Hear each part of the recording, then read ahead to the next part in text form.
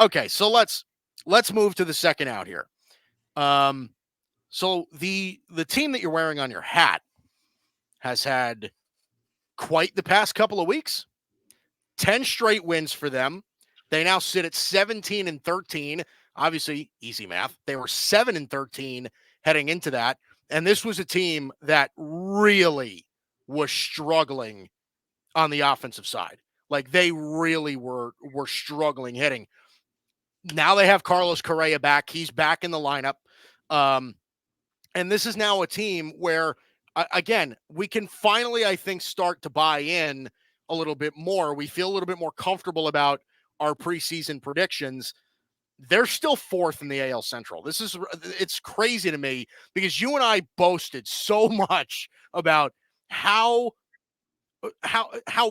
bad this division can be, right? They are right now the only division in baseball with 4 teams that are over 500. And again, I understand it's May 1st, but like, isn't that nuts? Like, do you think, first of all, let's start here. Are the White Sox that bad that the rest of their division can just mollywop them? And that's crazy to me. And any question that starts with, are the White Sox that bad? The answer is yes. Yes. But look, it's cute. Detroit is cute. Kansas City's cute. I'm happy to see those teams taking a step in the right direction. Yeah. Cleveland, damn frauds, the Guardians. The run differential with them of plus 45 is legit. I'll give them that. I mean, that's better than the Yankees, better than the O's. Yeah. Kansas City's run differential plus 50. I mean, these teams have genuinely kicked ass. They haven't been like one-run game merchants. So good for them, right? Exciting. Good to see baseball in those cities. That's worth watching and fun to watch. But let's not go too crazy. It's May 1st. The Twins are going to win that division. I still thoroughly believe that. And I think you could probably get a pretty good number on them to do so at this point, depending on what book you look at. I do want to talk about this run the Twins are on. 10 in a row. And I think this is where, you've heard me say a million times, like, you don't want to overreact to what you see early in the season.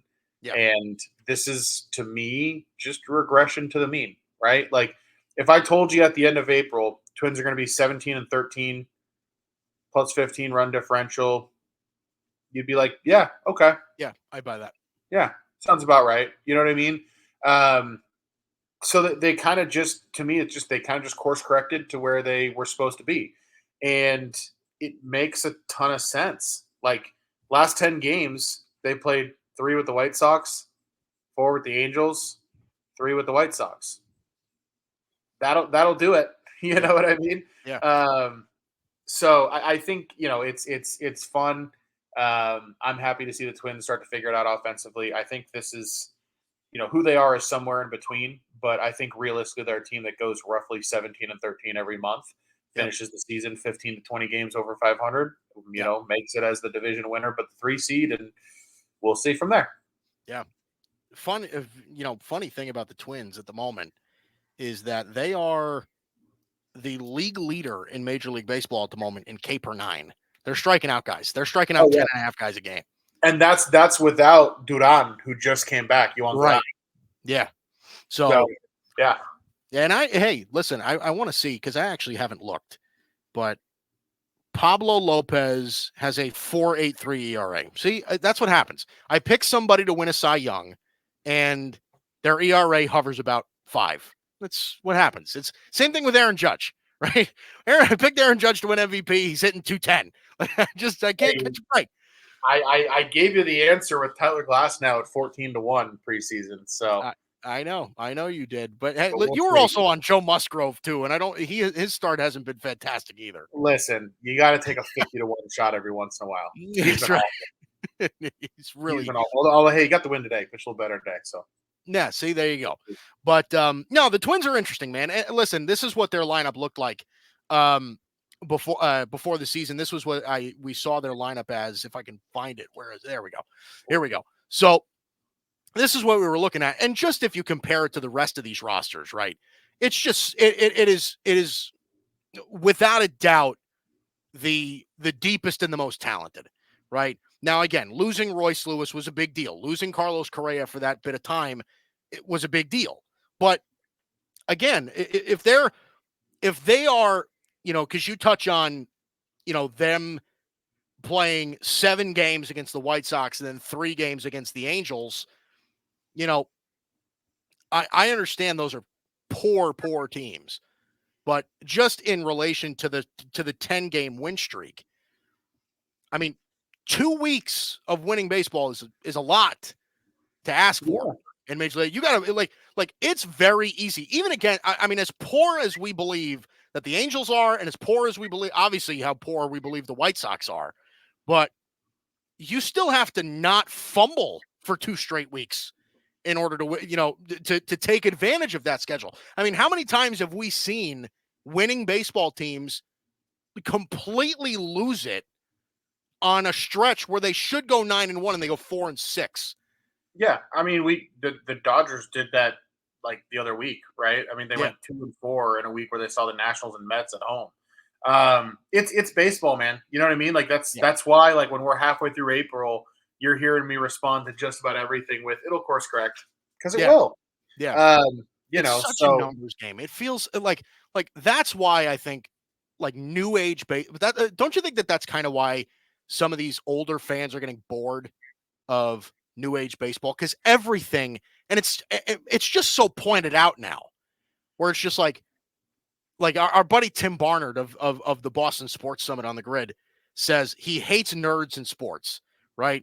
Because that's just how he feels, right? Because he just feels like, everything is so number corrected and so statistically predictable that it makes it a little boring.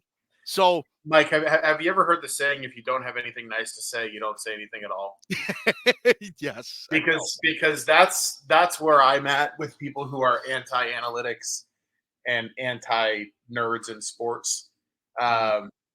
I'll leave it at that, because this, like, people who rail against, let's try to get better at this and more efficient at this and let's try to maximize it, like, you're just telling on yourself if you're against that. Like, the game will adjust to itself over time. It always has. I don't want to do this. I don't want to do this because you're going to see me get real annoyed. And maybe he wants to come on the show and defend himself sometime. I'd love to have the conversation if he's got thick enough skin for it. But no, I love Timmy. But the anti-analytic stuff, it doesn't fly with me. Yeah. Well, hey, listen, look, I've become more of a buyer in. My uncle is maybe the best mathematical genius I've ever seen in my life. And it is remarkable how on point his end of season projections are just based on data. Like, it's unbelievable. Like, I've never seen anything like I don't think that you can at this point deny the impact of what analytics does to the game. Now, whether or not you think it's good for the sport, I think that's a reasonable debate. But well, hold on a minute, because I do think that it's somewhat reasonable, and we don't have to go into this too deep, but everything that has to do with like where the sport is now, if you compare it to what it was 30 years ago, right? Everything seems to be more analytically driven now. Everything seems to be more focused on base percentage, everything less obviously, line drives up the middle, way more launch angle, all of this stuff all plays into an analytically driven sport. And a lot of people don't like that. And listen, I think that there's a place in baseball debate for that. Again, I don't really know which side I fall on, especially as a fan. I don't know, but it's definitely a discussion one that thing could be had. Yeah. Look, I haven't had this conversation with Tim, so I don't want to speak ill about Tim. Yeah. I don't know where he stands on this. And this isn't just this. This isn't. But, I'm not really pointing. No, I out know. I'm talking more about. Yeah. As a general rule, the more anti-analytic somebody is, the less likely they are to understand analytics. That's almost always what it comes down to. If Interesting. you actually get inside that person's head and kind of get into them about it, Yeah. usually they just don't really get it. Number Mm, one. Second thing is the argument that becoming smarter about our sport and becoming better at predicting what creates success in our sport, the argument that that pursuit makes the sport worse is an anti-competitive argument. Are you understanding what I mean by that? mhm. Like the idea that wanting to be better and better and better at something and understand something better and better and better is worse for it is to say that wanting to win is bad for the sport. No, it ain't. Like now, how we get that information to into the hands of the viewing audience, how we help the viewing audience understand why certain decisions are being made and making it make sense for the viewing audience, that is something baseball has not figured out how to do yet. But the idea that the analytics themselves are the problem is something I Mhm. will always push back on. Yeah. Yeah. Well, hey, listen, like I said, it's certainly a lively debate for a reason.